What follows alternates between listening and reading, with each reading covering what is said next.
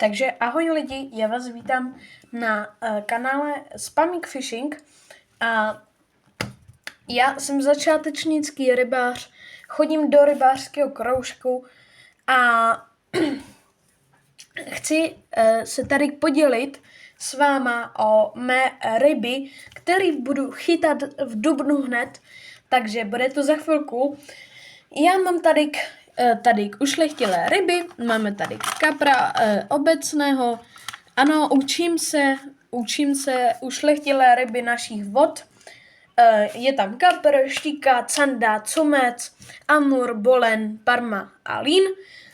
A já chci přivítat hlavně všechny rybáře, rybářky a malí rybáře, protože víte určitě, jaké je dobré chytit sumce, když je třeba velký, jako Jakub Wagner. Jsem malý rybář zatím. Mám tady akorát jenom tady tyto papíry. Mám tady hlavně ty míry těch různých jakoby ryb, našich vod hlavně.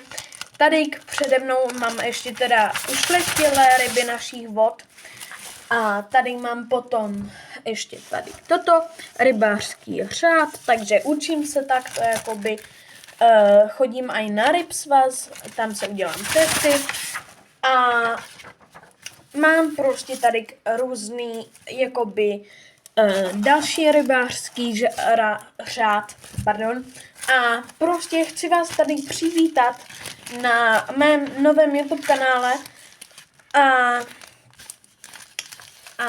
můj cíl je dát minimálně na léto, aby jsme mohli začít tak třeba 10 odběratel, takže bych chtěl poprosit rybáře nebo malí rybáři, který toto video sleduješ, tak jestli bys mi nepodpořil můj nový YouTube kanál, byl bych za to moc rád, nemusíš, ale byl bych za to moc rád, ani nevíš, jak pro mě to je důležité.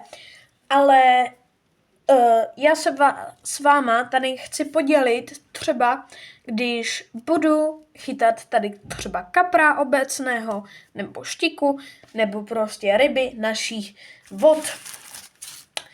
Takže takové sice kratší videjko, ale chtěl bych se jenom s váma přivítat tady. Jsem rybář a snažím se tak ještě doteď nějak jako něco natáčet, aby to nebylo takový úplně nudný, tento YouTube kanál Spamik Fishing.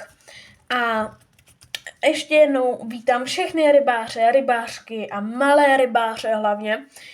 A takže se chci tady s váma podělit o mé úlovky těchto krásných našich ryb a třeba i tu mám ryby našich vod, mám tu prostě takové ryby, mám to prostě na papíře, mám i rybářskou knížku, takže tady z tohoto se třeba učím, tady tuto rybářskou knížku mám tady taky, je platná od tady tohoto roku, 1. ledna 2026 do 31.12.2027.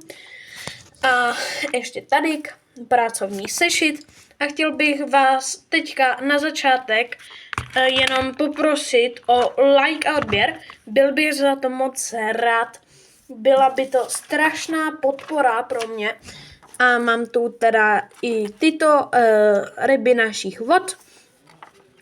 A v nějakým příštím videu si klidně můžeme udělat takový můj unboxing takového mého začátečnického